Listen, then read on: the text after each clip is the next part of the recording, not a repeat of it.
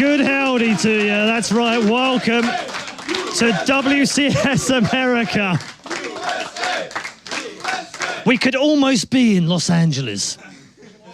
Or maybe not. Ladies and gentlemen, welcome to WCS America. It is my pleasure to invite you to the round of 8, the quarterfinals for WCS America Season 1 2014. We've already seen a couple of fantastic games and some surprising games, perhaps, from what we thought we might see in WCS Europe. Now time to turn our attention to the American version. Yeah, that might be me in the line drawing. Let's take a look at the schedule of the next 4 days. We do have 4 fantastic days ahead of us. We've already had our 2 matches today for EU. We'll now move on to America with Alicia versus Bomber, Tasia versus Hyun. Tomorrow we'll come back again at 8 o'clock Central European Standard Time for WCS Europe. We'll again move on to the quarterfinals of WCS America, and that will finalise our round of 8. At the weekend, Saturday, we'll come back with both semi-finals back-to-back at American-friendly times, of course, for WCS America. And we'll end by crowning our Season 1 champions in both America and Europe on Sunday. You do not want to miss it. Someone else that doesn't want to miss it is waiting for us right now at the analysis table, and that is Mr. Todd, fresh from winning his latest game in GM. What the heck, dude? Seriously. You have so much passion, I don't know if I can cope with it. What can I say, man? During the breaks, I like to squeeze one ladder or two, and this one was... interesting. Yeah. Let's leave it there. Let's just recap a little bit. I know we're back in WCS America right now, but was that the results you thought we might get from Europe? You know, I thought maybe the guys that lost were favorites if you looked at the previous games, but WCS is a tournament for which you get a lot of time to prepare, and I think the preparation of the guys that won today really did shine through, because Jack G and MC prepared a ton. Okay, as you can see on your screen right now, we're going to focus on WCS America. Our 4 matches are going to go back-to-back. First 2 today, and tomorrow we'll have the second 2 in the round of 8. We're going to concentrate on Alicia versus Bomber first up. Very, very different styles, different players, different races. Just from your initial thoughts on this one, when you saw the draw, did you think, ooh, that's going to be tough for Bomber? Or did you actually look at it the other way around? I thought it's a very equal matchup, which is going to be very interesting for me, because Alicia made his mark in StarCraft with his PVT, I think, mostly back in GSL Code S. That's where really he made an impact. He showed everybody how to play the late game, how to take Colossity to Storm, how to go into Double Forge and all that, like get a lot of upgrades. So for me, this is such an interesting match. This is a clash of styles as well, and I'm super excited for this one, man. Okay, back in the round of 16, Alicia had a very straightforward round of 16, winning both of his matches. Not so much, though, for Bomber, who managed to come unstuck against another fellow Korean and a fellow Terran. Let's take a quick look at exactly how they arrived at the quarterfinals. This year, he's absolutely a fabulous player. Alicia was that guy who came out of nowhere, showed some great Protoss versus Terran.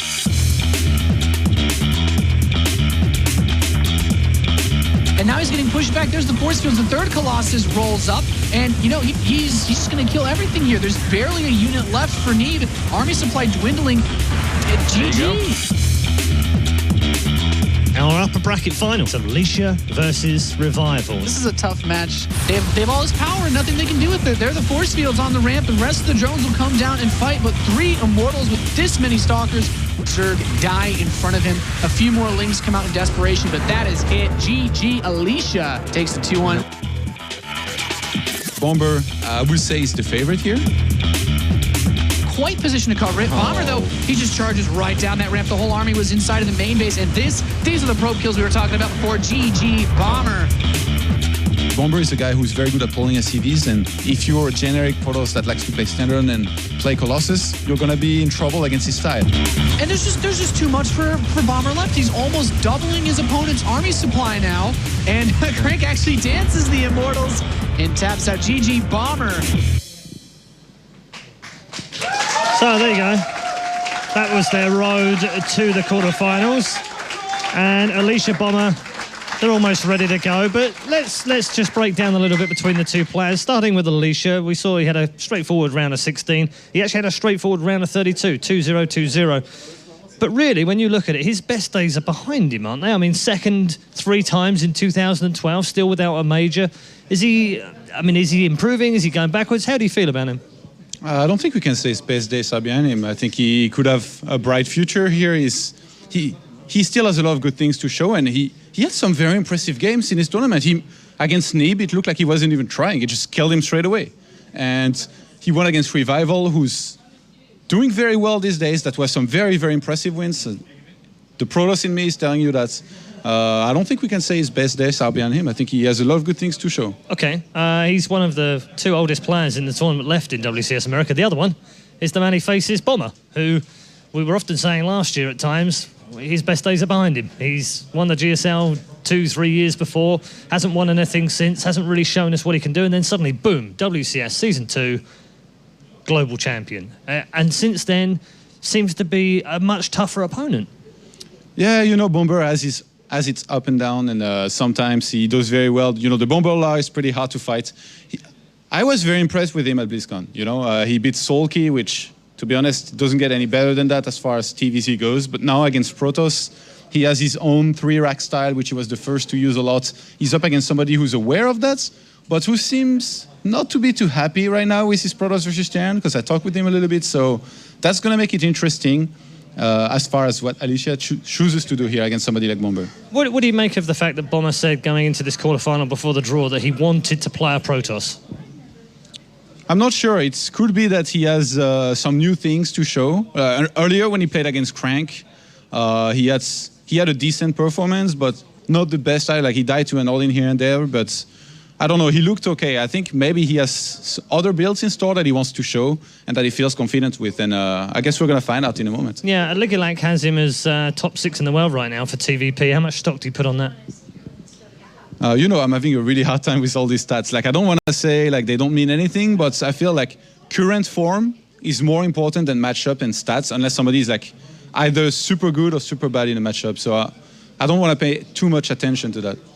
Okay. Of the 2, right now, putting your Protoss bias aside for a second, where would your money be and what would the score be? I think slight advantage for Bomber, because in this, you know, Bomber Law, man. We're not in the finals yet. We're not in the semifinals. This is the quarterfinals. Bomber Law is going to win. Okay. What are you going for, score? I'm putting you on the spot here. You want build orders too? Well, yeah, sure, if you want to share.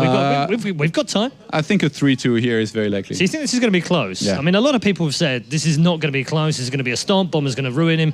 He's going to absolutely destroy him. It's going to be 3-0. But why do you feel that it could be a lot closer? You know, I've said it earlier when we started talking here, and I even said it in this highlight video. As well.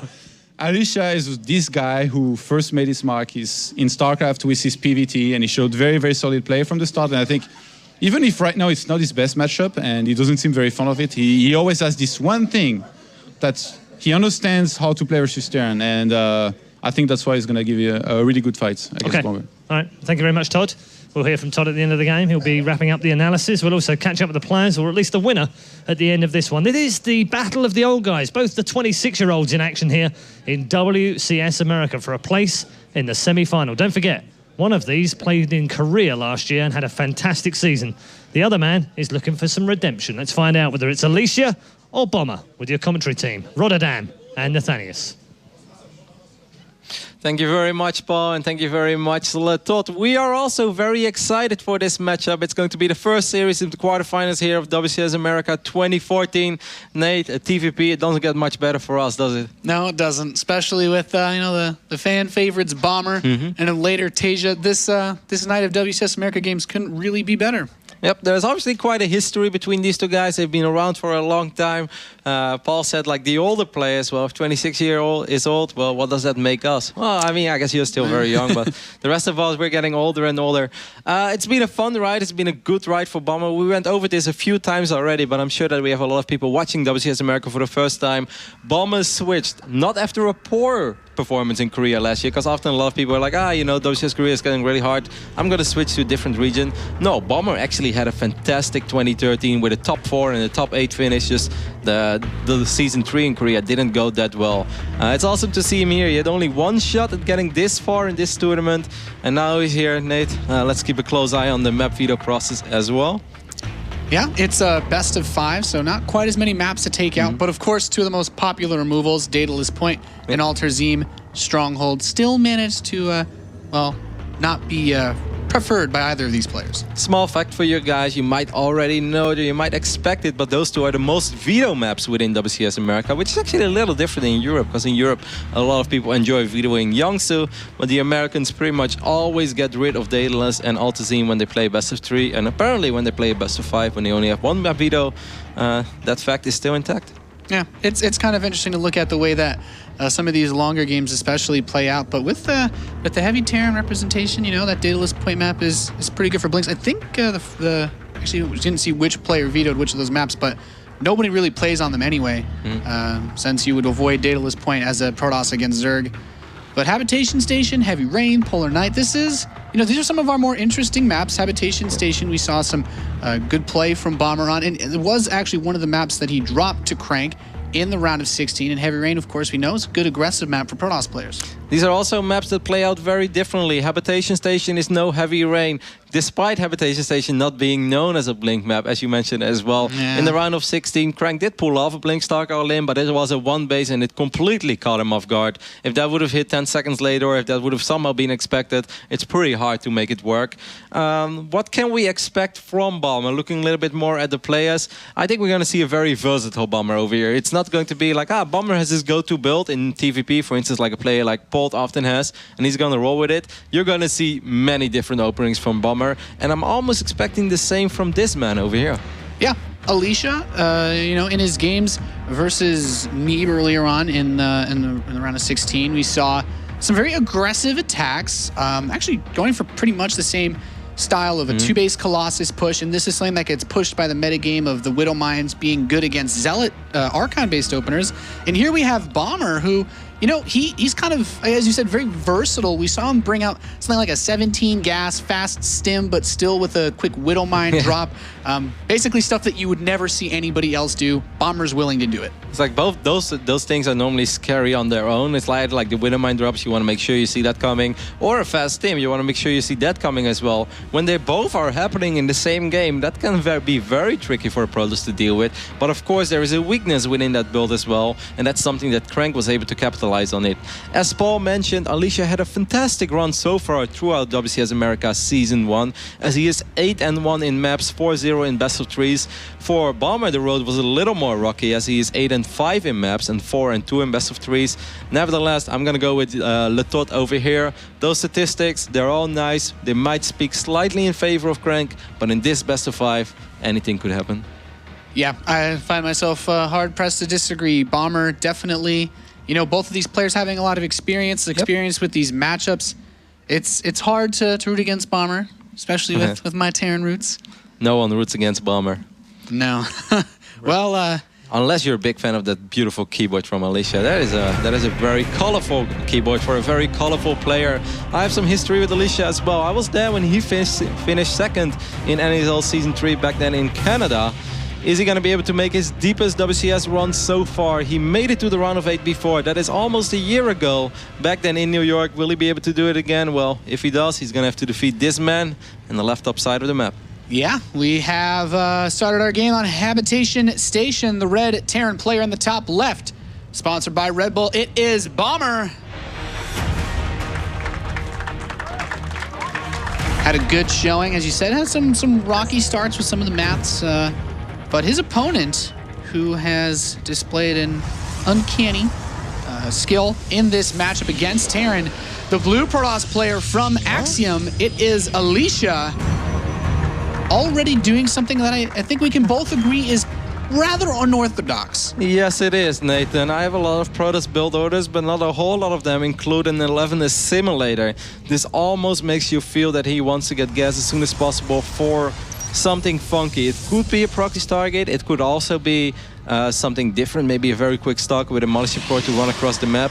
But if you ask me to make a prediction right now, I think it might even be a second pylon Stargate, which is of course a risky build order, which could be because this is not particularly well known as an excellent map for Reaper Fast Expand. So maybe he's saying like, hey, Bomber might not scout me for a little while, so I can actually proxy my second pylon, but we will see. Yeah, actually the only time I have ever seen the gas before gateway from Protoss is in my WCS matches against, I think, Bonkaroonie, a North American Grandmaster Protoss player, does some very interesting aggressive builds, and This is just not something that we ever see at all, really. Interesting probe movement there as well. The SCV is not going to spot it just yet.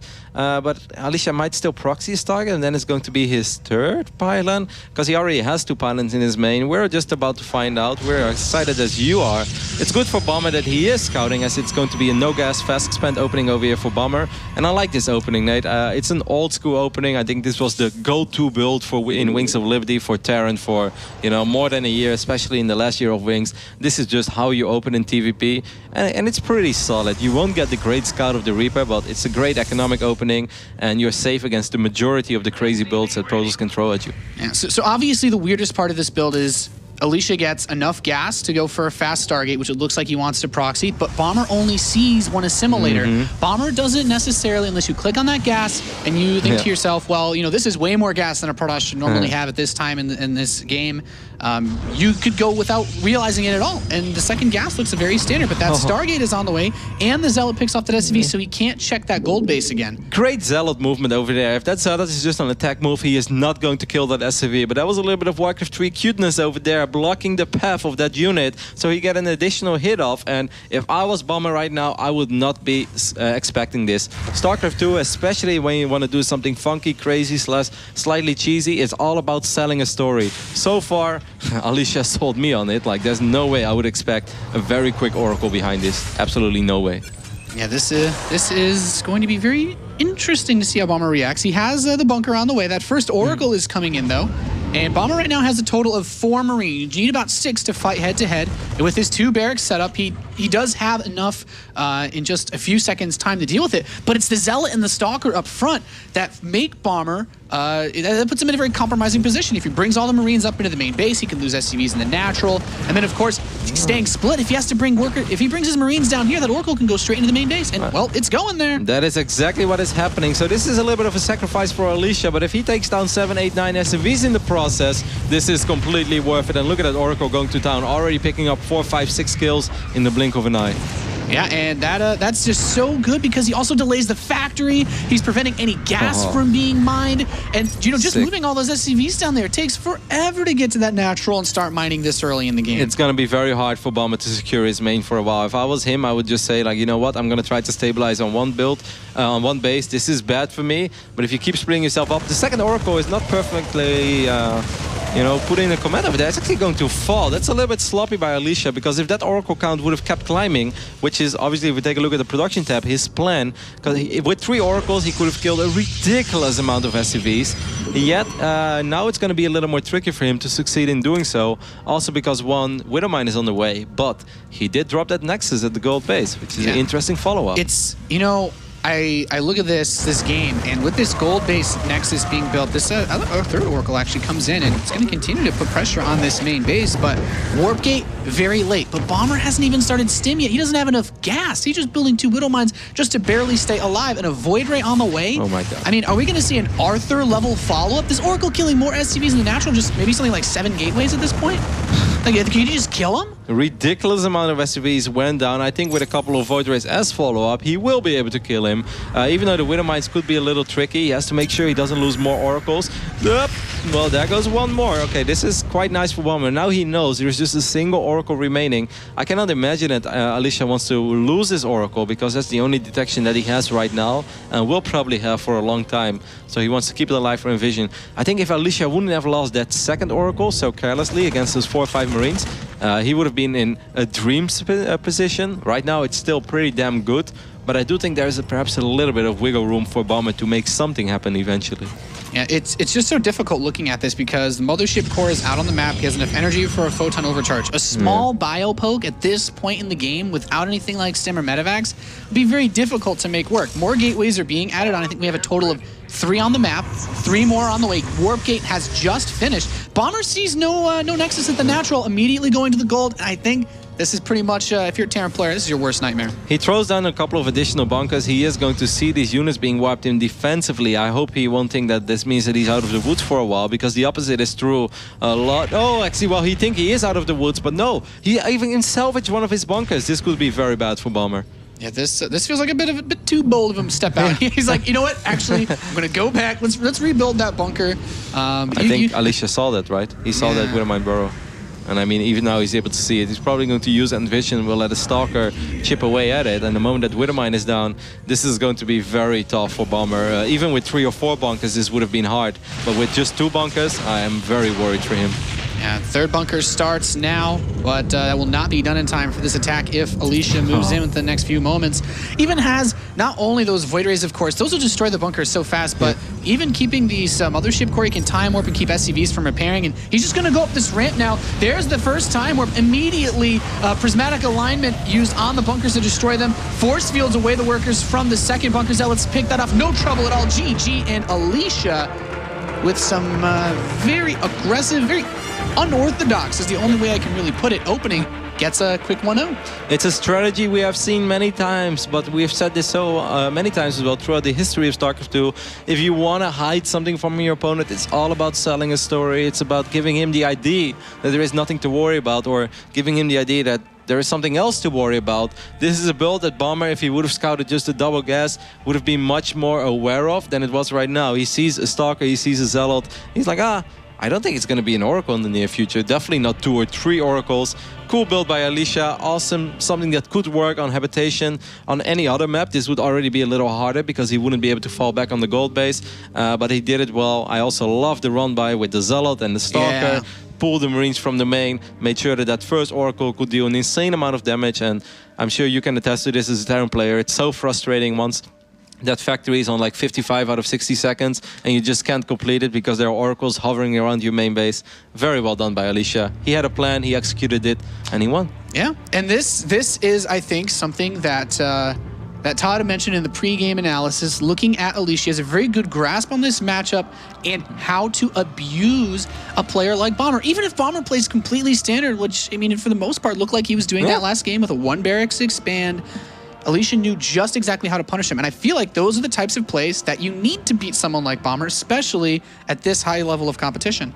So far, it seems like Habitation Station is not Bomber's favorite map when it comes down to TVP, but let's see if he will be able to change things around on Heavy Rain. We saw Alicia play Heavy Rain earlier in this tournament. Back then, it was a simple Colossus push, just dropping that Robo ASAP, but he knows that Bomber will most likely have seen those replays. Bomber was around for that, and he probably saw it. If not, he definitely went over the replays real quick. I do not think that that is a build that Alicia is going to do again. It's something that you can catch your opponent with if he's off guard, but if not, it's not a very good straight-up build. So I am very curious, will we see Alicia go for a more popular strat on this map, like Blink all in, or is it just going to be a very different passive Alicia, let's go for the late game? You know what, with that 1-0 lead, I feel like he has a lot of options in front of him, and here he is, our red Protoss player in the bottom position of Heavy Rain. From Team Axiom, it is Alicia. It's so nice to gain yourself just a fast advantage like that. Takes off a lot of pressure from a match like this and puts on a lot more to this gentleman. In the north, the blue Terran, sponsored by Red Bull, it is Bomber. Couldn't agree more. Nothing feels better than having a build for one specific map and just be like, hey, if this doesn't work, well, it doesn't really matter because I'm not trying to do this again and again. And if it does work, it's like, well, I don't have to do this again. It already worked once. It's exactly what I wanted out of it. And now I can actually show my true solid PvT, something that I can do perhaps multiple games. Or does he have another trick up his sleeve? Mind game's definitely in favor of Alicia right now. Yeah, certainly so. And just 2 games away from that round of 4, which would be the finals. Best WCS result in Alicia's history. Just to go over that once again, Alicia made it to the round of 8 in WCS season 13. He made it to the round of 16 in 2013, but in season 2. But unfortunately, in season 3, he wasn't able to qualify for Premier League. This season, he is back, and right now, he's already in a better position than he's ever been in his WCS career. Yeah. It looks like Bomber wants to open up with a Reaper. Alicia, I think, started his gas at about 12 or 13 supply. A little bit faster. Maybe just wants the option to open up pressure, or do you think to defend against the Reaper? Yeah, I think this is relatively standard from Alicia. Anything other than a 1-gate fast expand is going to surprise me. The follow-up, that's where it gets truly interesting for me. Will he go with those popular Blink Stalkers? Because, of course, Heavy Rain is a map with a lot of surface area in the main. Makes it hard for a Terran player to not overreact, because if you don't overreact, you can die against Blink Stalkers. That's just the way it is. So many Terrans have found themselves in that place. And if you overreact, well, then you allow a Protoss player to still transition out of it. I think that Alicia is going to go with something like that. and that he's definitely going to commit to it quite a bit as well, but we will see. It's going to be so important for Bomber that he keeps his Reaper alive as long as possible. And this is a good map for microing with the Reaper, which is, you know, one of the reasons why I like that gateway cybernetics core positioning from Alicia. Make it very difficult for the Terran player to move around. And if he decides to scout and go behind that mineral line, that's it. He's pretty much dead. We've seen it time and time again. Mothership Core and Stalker are on the way, so he'll have more than enough to kill this Reaper if he does get locked in. So Bomber need to be very, very careful. The command center's on the way, the reactor, and now it's time to see what the Reaper will find. Nothing just yet, and as you said, that probe moving to the natural, so it will be a very fast Nexus. Yep, and he also sees that the second assimilator hasn't been taken just yet. Now, in the first game, that didn't mean that much, but the Reaper this time will verify that that Nexus has been warped in the natural. So this is a good scout already for Bomber. If I was him, I'd just chill, relax with my Reaper for a little bit, you know, sip some Red Bull or something like that, because it's Red Bull's Bomber after all, and just take it out and come back later when there is actually truly something to see, because after a Nexus, there is nothing to see in the near future. Yeah, and this build from Bomber is pretty laid back as well. He's moving straight up to 3 barracks. This is about as cookie cutter as you could get for the current Terran versus Protoss metagame. This Mothership Core will come in and scout. It's not going to see anything surprising. I don't think Alicia's worried. And I feel like this allows Alicia to write a couple of things off that could actually come from Bomber in the early game. Something like a fast mine drop or the incredibly fast stim we've seen from him. Yeah, I actually think this is a great scout for Alicia. It might look like something minor, but I would love to know whether I'm playing against the 1 Rex fast expand into a factory, because that's something that Bomber has shown us in previous days, or if it's going to be a straight 2 Rex or 3 Rex. In this case, it's 3 Rex, then you know that the real medevac aggression will be a little later. And from this point on, you can basically say like, all right, I'm just going to macro up on 2 bases for a little while until I'm safe. There's no need for me to take any risk. I'll make sure that I have enough units to defend against the initial bio pressure. And from that point on, you know, we can take it. This is not a build that you can boss, because of course there's going to be a lot of bio units in a very early phase in the game with that 3 Rex opening. Yeah, the biggest thing that I'm thinking about right now, he started the robotics facility, there's no forge yet, and he knows he doesn't need anything to defend against something like a fast Widow Mine drop. 2 gas are being taken in the natural. Is this that very fast tech up to Colossus that we've seen him use time and time again in this matchup? I mean, on this map, I don't feel like it's too bad. There's a lot of open space outside the natural. But I think you're right, Nate, as the robotics bay has been wiped in. Now, something that is going to be very, very important, guys. Like, I went over that game that he played against Alicia a few times, actually, on this map, wondering where it went wrong. And I think the moment that the Protoss player decides to move out with his Colossus, that is the moment when you want to do damage. That is the moment when you either want to drop or run into the natural. You want to do something. It is so important, as this Reaper did fall, but he did see the Robo Bay. Now, this is interesting. The Twilight Construct gets being added as well. So instead of moving out at, you know, 10-minute marks, it could be the same push, but this time with Blink. And it could be like, it's going to hit at 11 minutes, 15 seconds or something, but it's going to be a lot stronger because there is Blink.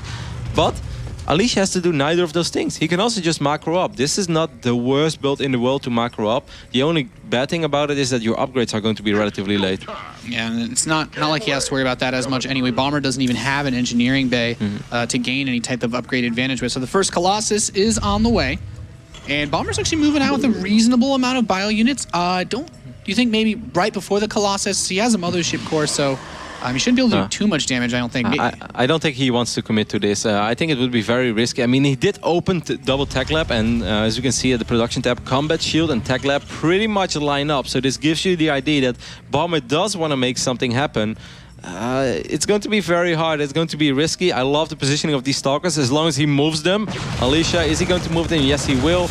Okay, Stim already being used, so Bomber is going to go crazy. But with Time Warp and Photon Overcharge and the Colossus that is here right now, where is that Colossus? It is here. I think he should be fine. And he gets 2 Stalkers, the Mothership Core and a Sentry, but the Colossus is here, that Photon Overcharge as well. And I feel like losing any amount of units as a Terran player at this stage in the game definitely opens you up to vulnerability to that Colossus timing. 4 gateways in production. He starts 2 starports, realizing he really needs to get some Vikings on the map. Bomber has shown us, basically shows us here that he has been going over those replays and that he's worried about it, that it's either medevacs or Vikings. Well, he realizes that he needs both and he's going to try to get both. The most important thing, once again, like I said roughly 2 minutes ago, is that Bomber will be able to slow this push down. zone. The moment that Alicia makes his way across the map, that is where Bomber wants to do some damage one way or the other, whether it's running into the natural, whether it's a drop. He needs to keep Alicia a little longer on his side of the map, and then it will be okay. But so far, Bomber is doing everything right with that second starport and those 2 bunkers going up. Still looking like a preparation for a very large commitment for Alicia, who has still not added on anything like Forge. So this is not a late game minded build, ladies and gentlemen. Range for the Colossi is about to finish up. Blink is about to finish. All the upgrades you need, well, to kill a Terran player that does not have enough anti-air. And this is that hit squad that is going to be crucial for Bomber. If he runs it in that natural and will be able to take out 15 to 20 probes, then the reinforcements will be a lot weaker for Alicia. However, if this hit squad does not achieve what it's supposed to do, then of course a lot of units are on the wrong side of the map. They won't help in defending, and this is going to be very hard. This is going to get very, very dicey in the immediate future. He has the 2 Colossi here. Blink Stalkers into the main base. He wants to toy with Bomber a little bit first, bring those Marines into the main base, maybe even try he didn't remake the Mothership Core. This is so bad for Alicia. Beautiful hit squad here by Bomber. He did not remake the Mothership Core. In my opinion, Alicia is almost never going to stabilize over here, and Alicia is just going to try to win the game on the other side of the map, but that is going to be very hard. This one Colossus might help out a little bit, but there are quite a few Marauders. This is exactly what Bomber needed. He did this very well, Nathan. Yeah, Alicia's hand has been forced. Defending with this one Colossus, even using the probes to try to stop this. He's got the Colossus so low. Does pick it off with the Marine in the end. Those probes get the kiss of death, but Alicia is still outside of Bomber's base. This reactor will die. Factory forced to move, but Bomber's got those 2 bunkers. He's got a couple of Vikings. He really needs these Stalkers to make the big plays, and he's running up. He's trying to fight with the Colossi on this ramp. The Stalkers are not close enough yet to these Vikings. He blinks down the ramp. He's just trying to pull this army every which way. There's no force fields left either, so Bomber, he just needs to overwhelm this army, and I feel like that 2 starport that call he made earlier is really paying off with some big dividends for him. I love it, and I love those 4 or 5 Marauders that he had close to the Drax. He put on hold position. He's like, I'm not going to be in range of that Colossus, but if you want to blink up, I got a couple of Marauders ready to fight your Stalkers immediately. So far, this has been nothing but perfect play from Bomber. He has done this all so well. Cool. A couple Stalkers die. He does nab a few of those Vikings, but there's 3 being made at a time. He's back up to 4, and when you're against such low numbers of Colossi, when they're a little bit weakened, he's already got one of them at just 1/4 of its overall health. Once he kills one of these Colossi, I feel like this attack is almost just completely dead. He needs to get a lot more damage done since he's not even making probes back home. Bomber is so confident. He throws down a command center. Bomber, Alicia's still committing to this. I think perhaps he's worried. Just now we actually see a couple of probes on the production tab. So on this point on, Alicia is just realizing, like, I'm just not going to make this work. I'm going to have to try to transition. But he is down 12 to 14 workers, and he has no forge. I can guarantee you that's a very tricky position to play from. Lots of people talk about Bomber and the SCV pools. I'm not even sure he needs to bring them with him. A counterattack would be devastating. Alicia decides he wants to just put his whole army in Bomber's base. That is so tricky because, I mean, everything can theoretically move down this ramp, but it's also trapped for now. These Vikings are a couple of really juicy shots off. There are still Marauders guarding these Vikings on the low ground as well. Yeah, not necessarily the Bomber SCV pool you'd normally think about, but it can help tank some of the fire from these Colossi. First one gets picked off. The rest of the Vikings will die, but so will all the Colossi. The bios on both sides blinks down, and, well, into a bunch of gunfire. GG, Bomber ties the series up 1-1. Very, very smart to anticipate that those Stalkers, well, they'd try to leave eventually. That was as perfect of a hold as it gets, I think. He did almost everything right from start to finish.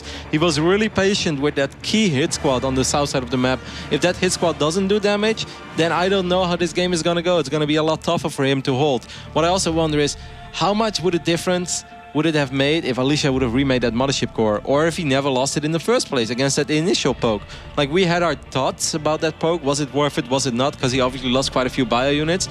But apparently, forcing out both spells of the Mothership Core and forcing your opponent to not remake it, or perhaps Alicia just thinks like, hey, I need every single bit of gas that I can potentially get because this is a really tight build, and I know that every second works in the favor of my opponent. I'm not going to remake that core. Well, yeah, it's really funny to think about this in comparison to the Neeb match, where Neeb was like, yeah, he had those 2 medevacs. He was, maybe not as defensively set up at home, but he had units out to be aggressive, and Alicia was just a little bit more aware of it. He had the Mothership Core. He didn't take anywhere near close to the same amount of damage. Bomber, this was a very, I guess I could say, as you put it, very good hold. It's so scary when this type of attack comes. You never know if you're going to have enough Vikings out in time to defend it.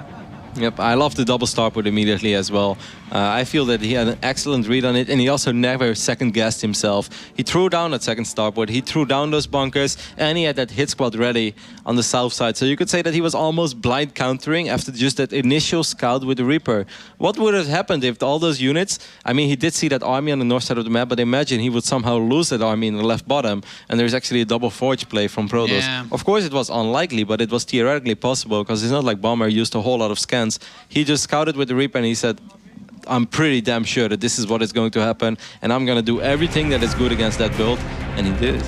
You know, Alicia is the type of player, I think, that could sell a build like that and then immediately switch into the last thing you'd expect. And, well, he's tied 1-1 now. Here he is, our red Protoss player in the top of Polar Knight from Team Axiom, Alicia. What connivery will he bring out this game is the big question against his very macro-oriented opponent. The blue Terran player in the bottom on Team Red Bull, it is Bomber. You know, it's really funny to think of if you, for instance, took a 3-month break of StarCraft 2 or watching StarCraft 2 tournaments, and suddenly you come back and you hear Bomber say, I would really love to play a Protoss in the round of 8. Then people would be like, wait a second, what? Like, wasn't that the toughest matchup for Terran in a while? Bomber seemed very secure about his chances against the Protoss player. I asked him earlier today as well. I was like, you know, do you prefer to open, or do you prefer it when Protoss opens up with a Colossus, or do you prefer to face High Templar openings? He's like, it doesn't really matter. It's all good for Terran right now. I was like, wow, Bomber, so much confidence. He's like, yeah, Terran good. Yeah, it's an inspiring amount of confidence from Bomber, and it's kind of funny when you think about that compared to all the other players he could have ended up against.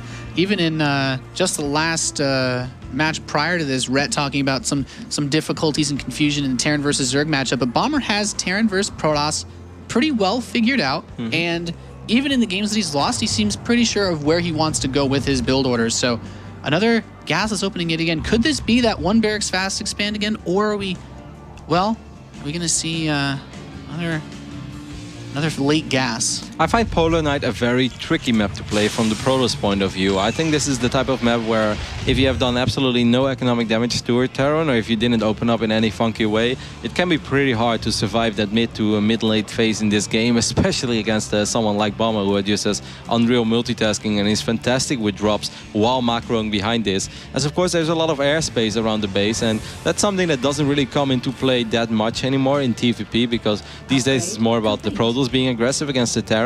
But if it's a very straight up opening, I think it is very hard for Protoss to go up to 3 bases and still take no damage from drops. Yeah, just how it's pretty easy to spread a Protoss thin on this map, just to be perfectly honest. And the SCV will see this Nexus in the natural.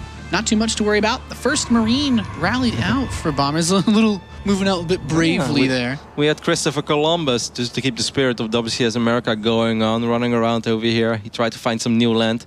Fortunately for Christopher, he did not run into a Stargate. That's good news. Yeah, that's... That would have been the last thing you want to find when you're on a solo mission. Especially without the Reaper to see things. Those Marines, they have to be real heroes in these matchups. So Bomber has opened up with a very late gas again into this factory after the expansion, and he saw them pull this out a couple of times against Crank, and it gives him access to, at least in the games that he showed us, a very fast in, but also a fast Widow Mine if he needs it defensively, or if he wants to get aggressive in a Twilight Council from Alicia. You said this is not a bad map for Blink. Definitely not a bad map. There are way worse maps for Blinks than this. And this is also, once again, this can be a very tricky map to play as a Protoss player. If you don't do anything, if you're not the one putting pressure on the Terran, it's just a matter of time before the Terran is able to put pressure on you. I find this a funky opening from Bomber. I think it can work, but it's also very tricky against certain Blink Stalker openings. This is a little different than the opening or than the build that he faced of Crank that worked on Habitation Station. I am sure that he has faced Blink openings with this build, so I'm sure that there is a way for Bomber to deal with it, but I'm very curious to see how. Yeah, you know, I'm thinking about that match versus Crank, and one advantage of opening with Widow Mines versus a Protoss that might go Blink this fast is that this fast of a Blink means he can't have any detection. So theoretically, if he can get a Widow Mine at Alicia's base, it can have a similar effect to that of the Marine hit squad in the last map, just preventing the reinforcements from coming in if you can kill a few probes. Or if he puts them in a high ground position that he can't hit from the low ground, blinking in would be basically sacrificing Stalkers. Yeah, I don't think we're going to see these Widow Mines make an appearance on the other side of the map, because every unit that is not on Bomber's side of the map, no matter how good it might be, because yes, it would completely slow everything that Alicia has down, it also means that he's very vulnerable and susceptible to anything at home. And I feel against an opening like this, especially with the low amount of units that Bomber has. A Robo has been wiped in though, so this is not Alicia going absolutely nuts on Blink Stalkers and, you know, I'm gonna wipe in Stalkers or die trying. This is him saying like, I want to put on some serious pressure. I want to bring the fight to your side of the map, but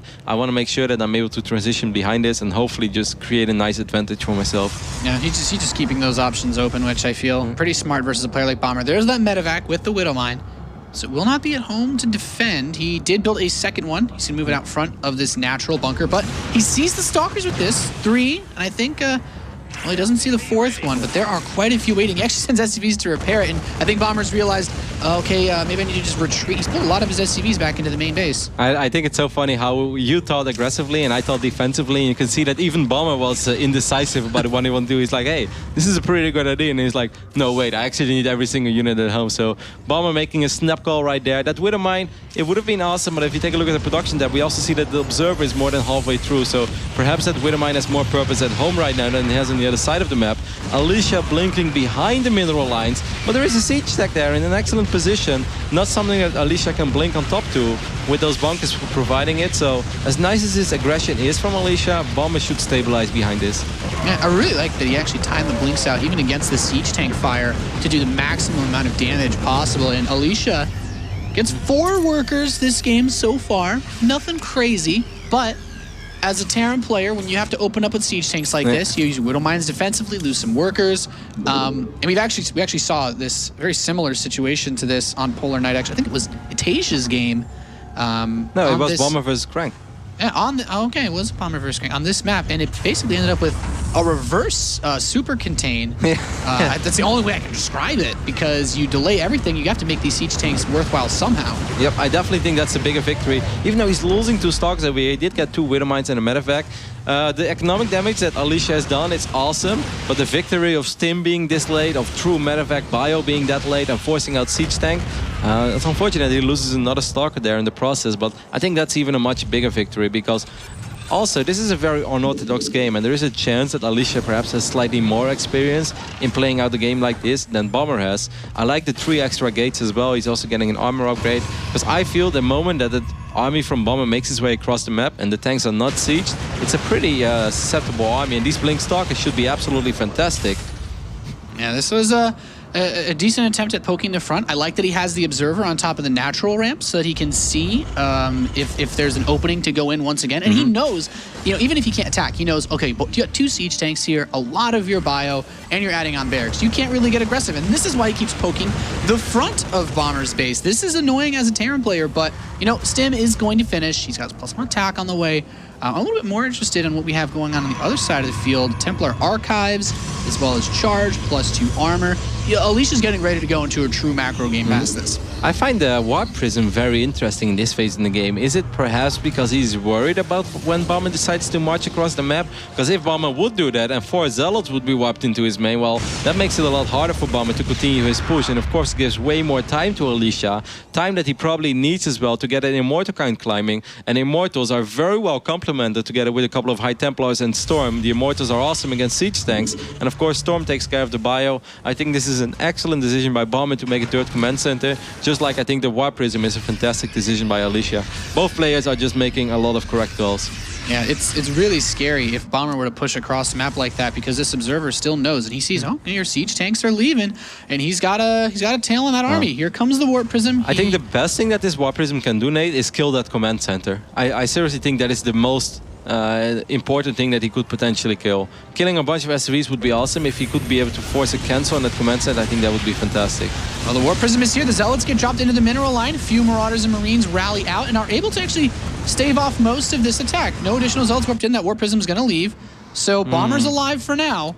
And that Protoss army is moving a little bit towards the right side. I missed that whole army with the scan. He's just going to attack him here. Throws the time warp. The tanks are unsieged. The second time we're behind the army. Blinks the stalkers forward. Zealots engaging. Immortals pounding away at this force. There's no AoE damage though, but it is enough of just enough raw units to just push him back. And I think that was a fantastic defense of that push by Alicia. Excellent army positioning there by Alicia. He went for it on the right moment. There was still quite a bit of firepower in the army of Bomber, but there were so many IHP units from Alicia that he was able to lose those zealots and still power through with the rest. Because of course, Immortals and Siege tanks, they die like flies against those Immortals. And look at this Protoss army that's making its way across the map right now, with Charge being here as well. This could be a tricky hold for Bomber. This could actually be a very difficult hold for Bomber. Yeah, he's trying to move that factory back to help block the pathing, but it's not there in time. The Zealots move through. SCVs being used to fight. Actually puts them on hold position, but Archons destroy those so quickly. He's obliterating all of these workers. The natural expansion almost forfeit, and even if rallied out units can stop this attack, he still has lost a significant amount of his economy. There's a supply. Even the command center might get picked off at this point. There's not even a mule left to repair it. Command center is picked off. The natural is dead. The Warp Prism is there in the natural to reinforce, and Bomber looks like he might be on the verge of dropping his second map in this series. Alicia with a devastating counterattack over here. I love the SCV positioning, but I don't think it's going to be enough. He's going to pull all the SCVs he has one more time. Alicia wants to make sure he doesn't overstep his boundaries after losing a few zealots, but hey, losing a few zealots while keeping your Terran opponent on one base, that is something that any Protoss player will do at any given time in the game.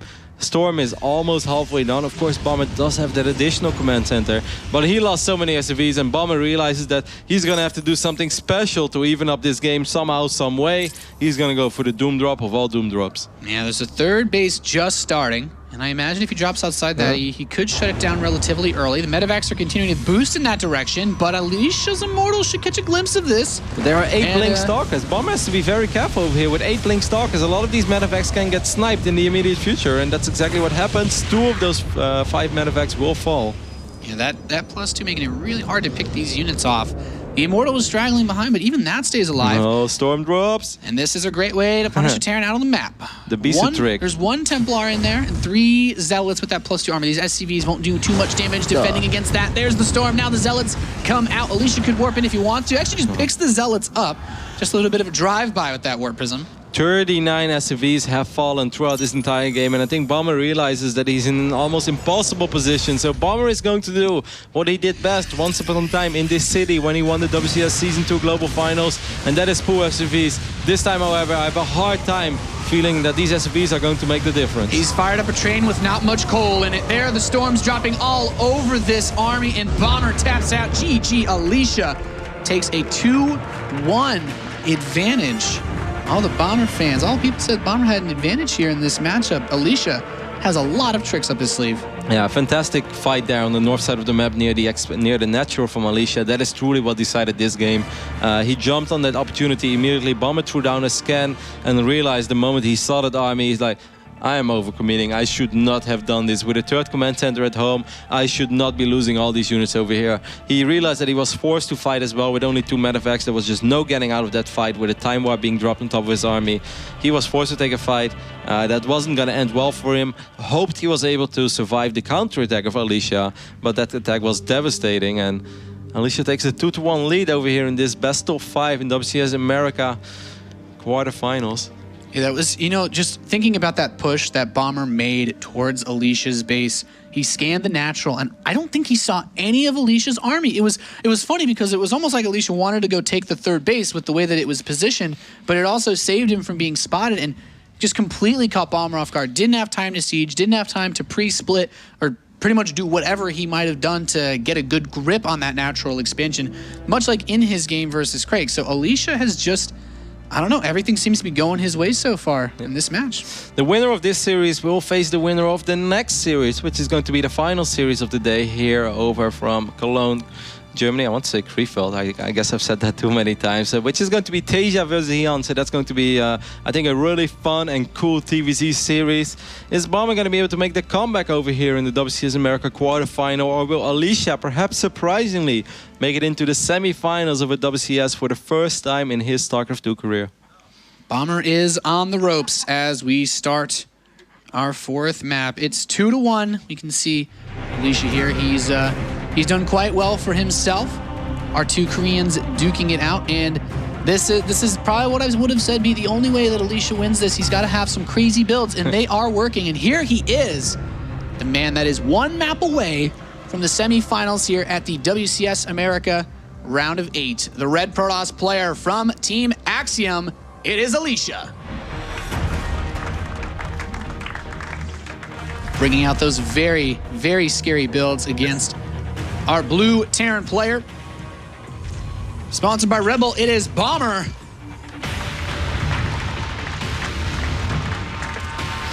Crazy the games have definitely been, and I wouldn't mind at all to see Alicia go for a 1-gate fast expand robo over here, but then with a double forge behind it and try to hide those forges a little bit. Alicia is definitely capable of playing macro games against Terran.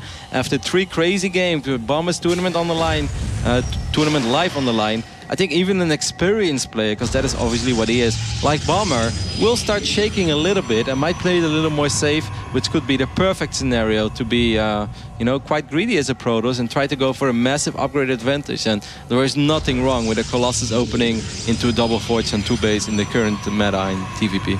Yeah, especially on Yonsu. This is a great map because not only are there a lot of choke points for those Colossi, as you mentioned, you know, that splash damage is so good, that also makes some of the other attacks a bit more difficult, I feel. There's charging up a ramp if you want to go for any type of all-in as a Terran player, or even running those Ba units around. It's very easy to get caught off guard. If there's a sentry waiting, if, as you said, Alicia decides to play a more macro-based game, this is, I feel like he's on a good job of inspiring fear in Bomber of doing anything unusual. I definitely would be shaking in my boots a little bit if this is how the previous 3 games went. Either way, Bomber is going to open up with the Reaper once more. Again, we see excellent building placement from Alicia. This is something that you guys are going to see more and more. And of course, we have seen it in the past a little bit, but almost every Protoss from this point on is going to do this. Create a little bit of a sim city. It is not as vital or crucial as in some of the other matchups where you really need a wall off. Like, it's not PvZ, for instance, but this still makes it a lot harder for the Terran player. And hey, if you can force the Terran player to sacrifice their Reaper for maybe or maybe not even scouting you, then you should always do it. It doesn't slow you down as a Protoss, but it gives you an awesome tiny little advantage. Yeah, quite nice. The Reaper is out. Bomber has placed a very low health engineering bay block. Yeah, but he can actually, with the Mothership Core and the Stalker on the way, I guess that one probe is going to start working on this SCV as well, because Alicia is realizing like, hey, I actually don't have a Zealot, so if this engineering bay gets like 500 HP, this is going to be very frustrating. And now with this Reaper over here as well, the Mothership Core is going to have to make a choice. Do I protect my probes or do I kill that SCV? For now, he's going to protect the probes, as that Stalker will protect the probes for after this.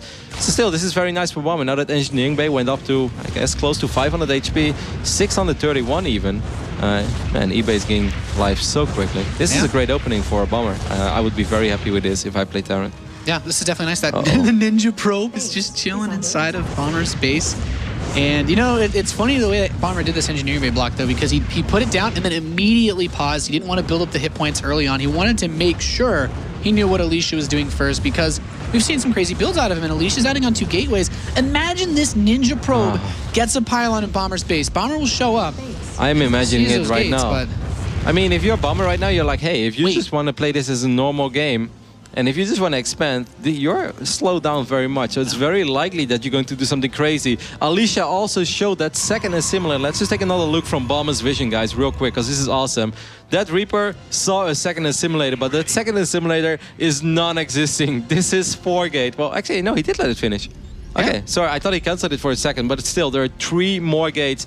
The Reaper checks the natural right now, and he's like, still no expand. Okay, Alicia, I know you're doing something crazy. I don't know what it is, but something crazy, something funky is going on in my backyard. That is, it's so crazy that he saw the assimilator and didn't see any of those gateways. Now the pylon's on the way. The Reaper goes into main base for another scout and gets picked off. I can't believe this. I can't believe this is happening. There are so many Marines so close to spotting that pylon. The Mule gets dropped from space and somehow, some way does not look on top of that cliff. I would want my money back. And he starts a Nexus behind this too. The Marines are gonna find it. This is a sick fight over here for Bomber. This is going to make his life so much easier. Also pulling the SCVs immediately to repair the bunker. Very well done here by Bomber. Saved by the bell, literally. I mean, he does manage to warp in a few Zealots, but being caught like that just immediately taps out. And Bomber, in the blink of an eye, really. evens up the series. What a weird way for all of that to happen. I don't know if I can describe that game as anything other than weird. No, I think we should just keep it at weird. I think we should try to go with. For a second, I had to check like the GG screen is like, did 4 Zealots just got wiped in and kill all those Marines? Like, did it actually miss it? It was like, no, this was actually just Alicia after wiping in a few Zealots. And of course, he also committed the gateway units he had on the map because he ran past that bunker. And then the moment he's like, oh, this is not going to work anymore. All these units will be trapped. I'm going to lose so many gateway units. I'm still a little bit surprised that he taps out. I guess he just didn't feel like facing an uphill battle. Yeah, you know, you had said it best. When you get Engineering Bay blocked like that and it gets the hit points of it so high that it delays your natural for so long, it's really annoying as a Protoss player. And Alicia, I guess, you know, you just get, you feel like you see a potential light in the darkness. You're like, my probe is here. Maybe I can 4-gate him. And then, well, that was tough, but... That is the feeling that all of our Protoss players have. Every Protoss player can attest to this. Maybe I can 4-gate. Maybe. I'm going to 4-gate him. I should really just do this. I should 4-gate him. And then the moment it doesn't work, you ask yourself, why did I 4-gate him? We have all been there so many times. Either way, this makes it fun for us. Our first rubber match of the day, which is actually really cool because when I took a look at the overview of today's games, you know, our first series of the day was a 3-1. Our second series of the day was a 3-0. Of course, both of those quarterfinals were played for WCS Europe. Then I looked at it and I was like, well, in the trend of that, then the next series should be a 3-2. And we are going to have a 3-2. Is it going to be Red Bull's bomber? So used to saying StarTale's bomber. Of course, bomber used to be on StarTale, but recently got picked up by Red Bull. Or is it going to be Axiom's Alicia? Either way, it's been a fun series already. Definitely a crazy TVP series, which was a little bit in the line of expectation, like Johan mentioned earlier as well in his preview. Alicia has always been a player that doesn't really take notes or doesn't really copy build orders from those other Protoss players. No, Alicia just does what he thinks is right and what he thinks he can make work. And so far, well, it has worked 50% of the time. Yeah, it's carried him pretty far here. And as you said, that they're going to have a 3-2, much closer than I think some people might have expected. Bomber has a legacy, but Alicia's is, well, it's risky to forget about. And here he is in the top right position of Frost. We have a cross spawn for our last map of the series. Long game ahead, potentially. The Axiom Protoss player, Alicia.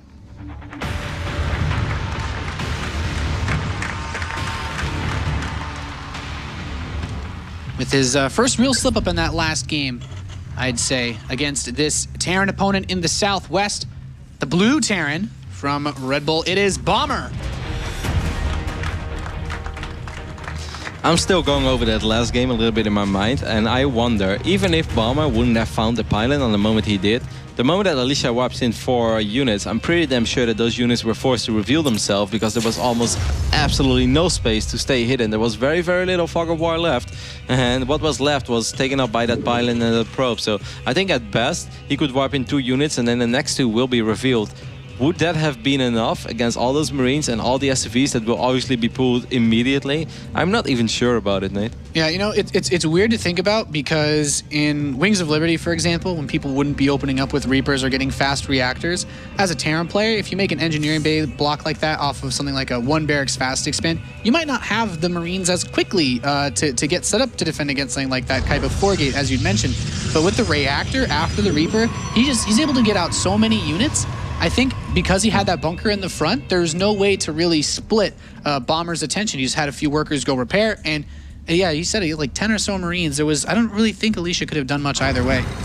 Lovely what we're seeing over here from the Axiom Protoss player. He has shown us madness and craziness in the first 4 games of this quarterfinals. This time it's going to be a Nexus first in PvT. Right now you scout on the left top side of the map and you just hope that you won't find him there immediately. And above all, you make sure, or you really hope that he won't find you immediately. And that's not the case, because we can take a look at the left bomber side. I guess that works in some way. The left bottom side of the map. See, Bomber is going for the traditional 1 Rex fast expand. Did not scout yet, did not send an SCV out, did not open up with a Reaper. So it's going to take a long time before Bomber will scout this. There is even a good chance that by the time that Bomber is going to scout this, he can't even tell the difference between a Nexus first or a 1-gate fast expand. Which is fantastic news for Alicia, of course, because this is the most economic opening in the Protoss pool. Yeah, I think Bomber might end up being a little bit upset by this when he does eventually, or if he were to figure this out, is he has not moved an SCV from his base even to scout. He gets a fast bunker even. And I mean, if you're a Terran player and you know the Protoss is doing something like this, you can go for a fast third command center. You can try to punish it in some way economically, but Bomber will end up playing standard, and standard versus greedy builds often end up behind. I think this is perfect for Alicia. I really think that Alicia expected Bomber to open up with a Trirex, and this is not the end of the world for Bomber, of course, guys. This is not a build or the loss or anything like that, but there is a very realistic possibility that Bomber is going to march across the map with a lot of bio units, but by the time they arrive there, then Alicia will be safe. Of course, he shouldn't underdo it on the sentries, he shouldn't under scout or anything, but if he sees this coming in time, if he is expecting this, and Bomber has shown us Trirex openings multiple times on Frost, it just almost seems to be his go-to build on this map. I think Alicia should be more than fine, and then also he has a little bit more of a buffer room because, hey, the medevacs are going to be later because your opponent opened up with Trirex. Yeah, it's tough to break because without those medevacs, you have the sentries, you have the mothership core, and he got it out so early that he will probably, by the time a stim attack would hit, have enough for multiple photon overcharges. And with this probe finally going down to the southwest, we could even see him. He could set up for a proxy pilot. I don't think this is a situation where you want to try to hide any tech. I mean, as far as where Alicia's position is, I feel like you can very comfortably go into his standard macro game out of this, but he is adding on 3 gateways. Yeah, I find that kind of interesting, actually. Bomber is still not scouted. I'm very surprised by this extra 3 gates. 4 gates right now. Oh boy. Well, this is traditional. This is something that, okay, Alicia is going to go absolutely crazy. He will most likely warp in even 1 more gate, and it's going to be a good old 7 gate or perhaps even 8 gate, but I think it's going to be 7. And if the force fields are good, if Bomber does not see this coming, and, you know, how would he have seen this coming so far? Because he has not scouted at all. This could be very tricky. Now Bomber again is very happy with his Trirex opening. Oh, Bomber is misreading this. He's worried about potential Blink Stalker aggression. Well, he's gonna have to worry about what's going on in the natural. And Nate, if he leaves too many units in his main base, those units can get force fielded out by these little bad boys that are making their way across the map. And they look so harmless, but every Terran player will tell you they're not all that harmless. Oh, this is great for Bomber. Yeah, every unit that he can pick off at this point is very nice, but those pylons are beginning to finish up outside of his base. He's started the first couple of warp-ins, 3 more sentries, and as you said, he should be able to not only force field away that ramp, but also any SCVs that try to repair this lone bunker. He hasn't even repaired the bunker from the initial Stalker harass. With 1 bunker, this could get very, very tricky. And also, Bomber left no units near the ramp. He's not going to see this until the force fields are going to land, until Guardian Shield will be popped. There is 1 Billy Marine over there on the south side, but that Marine is going to fall. That's why he's Billy. He's going to fall against his mothership core. He will see the pine. Ooh, Alicia, I don't think he should have done that. Yeah, this is tricky. He immediately starts another bunker. He's moving Marines up his ramp into the main base. He's preparing for the blink, but now he could just time warp the ramp. He could go into a force field. He could go into anything. Here comes Alicia's attack. Force fields off the repairing SCVs from that bunker. Force fields off the ramp. This natural is completely forfeit. He has more than enough sentries to force field this for days. He's starting another bunker, but for what? Marines in the natural. Alicia wants to take this. Alicia wants to move on to the semifinals for an upset. The Marines have managed to break down the ramp. He's just going to force field him in half. Another time warp gets planted, but those Marines don't even have anywhere to go. The Zealots move in, and Alicia with some very powerful attacks. There's still a lot of Marines on top of that main ramp, but now Alicia has the 2-base economy. A Widow Mine comes up. There's no detection, very important to note with this attack, but can he overpower the production? No. GG. Alicia will make it to the WCS round of 4 for the first time in his career. You can see it means a lot to him. A big sigh of relief. A Nexus first into a 7-gate on Frost. Feels like we went back 2 years in time. Then we used to use those tricks, but it works for Alicia. Showed us a variety of very crazy Protoss build orders, and as a Terran player, it's very hard to prepare for that. And Alicia executed a couple of his builds very well, and it's awesome for him. The biggest success in his WCS career. Yeah, he's made a fantastic run, and just looking again at that last game, that is so rough to deal with, but I also think it's a perfect example of why against a player like Alicia, you have to be on top of your scouting. I don't think, even if you have the best build order in the world, you have some sort of hidden secret versus a guy like Alicia, he will abuse you in one way or another, and He certainly earned his way with that cheeky play to get into the round of the semifinals. Yeah, I couldn't agree more. Definitely surprised. Almost felt like Bom was playing autopilot a little bit, and he's a world-class Terran player. So the majority of the time, when he trusts his instinct, he will be right, like he was earlier in this series. The game on Heavy Rain, for instance, didn't even like scout multiple times either. He scouted once and then just said like, "Hey, I'm pretty damn sure this is exactly what's going on," and it was. However, this time it wasn't. Alicia, Bom just not scouting for a long time. Alicia taking advantage of that, jumping on that natural and doing everything right. Force fields, guardian shields, everything that Protoss makes such a beautiful race. I'm very curious to see what Paul has to say about this with Alicia. So Paul, take it away. Thanks very much, Kev. Yes, with Alicia. Well done. Congratulations. A really, really tough match. Just tell us how you're feeling right now. Is it elation? Is it joy? Is it relief? 굉장히 어려운 상대라고 생각해서 그 막 프로리그 막 리플레이랑 VOD랑 막 열심히 보고 그 스타일에 맞춰서 준비했거든요. 그래서 좀 긴장도 되게 많이 해서 굉장히 기뻐요. He said, I know that my opponent was really difficult, so he went through all the Pro League VODs, he's been studying his opponent, and he's just really happy that he was able to win this. Okay. When you won the first map, did you start to believe? Did it give you more confidence? Or were you just happy to have won the first map and then win the third map?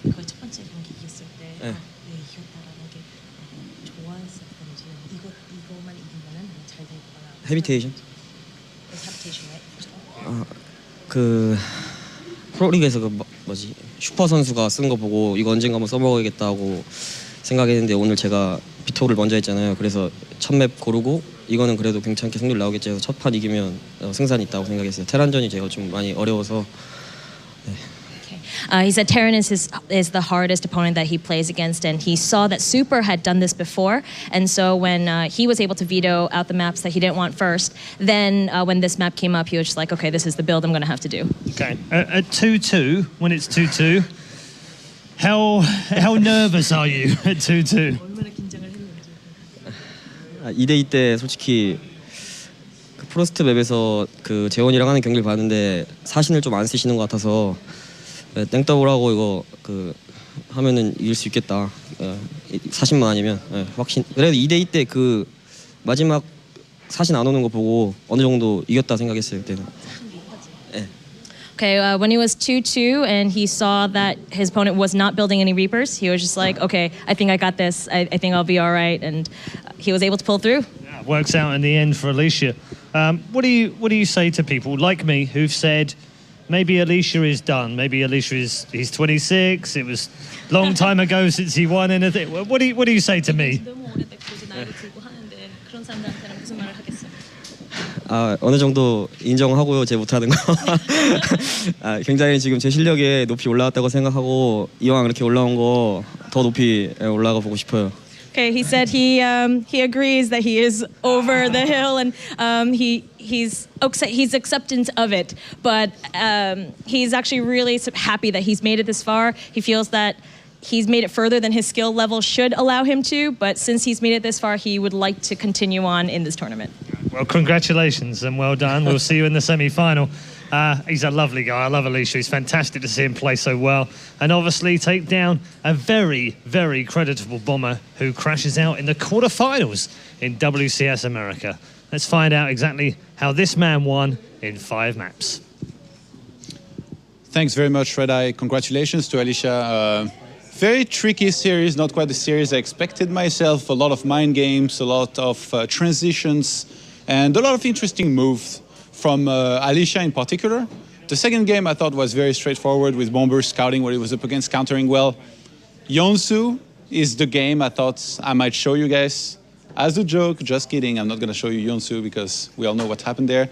The game I want to take a look at here is Polar Knights. On Polar Knights, a lot happens. Alicia opened with a blink. He saw that it was basically not going to work, and he transitioned very early on in a situation in which it's actually so hard to transition correctly. Some players like MC, they like to go for double forge, but Alicia, we're at the 8th minute. He's warping in a bunch of blink stalkers across the map, and he went into the robo as well. He's going to start a forge now and start transitioning very heavily. he's just going to use these Stalkers to do a little bit of damage here and there while going into Immortals, Storm, and Charge. So we can play it from that moment here a little bit. I don't want to show you a fight in particular, just basically the way it transitions is what was really interesting to me in that game. So you see he goes around here where Bomber basically, one of the only places where he wasn't expecting Alicia to be, he had one tank over here, but you see this is not doing all that much. He loses his Stalker, he prevents mining, kills some SCVs here and there, and then he can get out with the blink. Behind this, the Forge is on the way. He's still making probes. He's building up his work accounts. Look at what Bomber's doing. He's getting a lot of tanks, which you don't want to have against Charge Loss, you don't want to have against Archons, and you certainly don't want to have against Immortals. So basically, Alicia is setting himself up for the rest of the game, the rest of the map here, with the nice transition that he's going for. So from there, he's going to be able to get basically Archons, Charge Loss, Storm, Immortals, with which he's going to do very well in the game later with. And from that point, he was just basically able to win with some nice move, didn't get surprised with any drop or anything. It's pretty hard to drop when you just have a bunch of tanks and a little bit of bio. So congratulations again to Alicia. That's it for the analysis. Kept it short this time. Let's go and check in with Ro8.